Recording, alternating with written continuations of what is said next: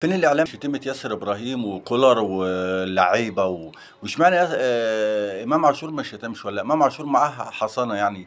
فين الإعلام؟ محدش طلع اتكلم عليها ولا قال كولر ومدرب أجنبي وإزاي نعمل معاه كده وإزاي يشتم وإزاي يخبطوا بالأزايز. محدش اتكلم في الإعلام ليه؟ ولا ده مش الزمالك؟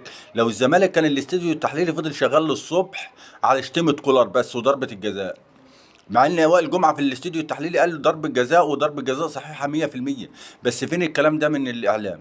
محدش يتكلم، كله بيتكلم ان ايه، تغيير مدرب، بيفاوضوا ماركو روزا، بيفاوضوا جوميز، بيفاوضوا كروش، بيفاوضوا مش عارف ليه. قبل ما تناموا حاسبوا نفسكم، قبل ما تحط راسك على المخدة حاسب نفسك انت عملت ايه النهارده صح وعملت ايه غلط. لازم تبقى واقف محايد، لازم تبقى قاعد في الاستوديو محايد، مش قاعد في الاستوديو لابس احمر وابيض ولا ما يبقاش كده.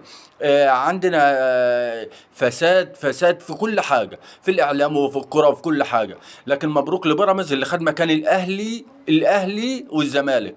بيراميدز في النهائي وان شاء الله هيفوز رايح جاي على صن داونز، واتفرجوا على الكوره. بس احنا عندنا بنحب نقرا ونحط الوان ونحط ده حتى في المنتخب، في تغييرات المنتخب، في كل حاجه. ليه ما نحاسبش نفسنا قبل ما ننام؟ احنا عملنا ايه غلط وعملنا ايه صح، والغلط نحاول نصلحه. شكرا، وما تنساش اللايك والاشتراك في القناه. شكرا.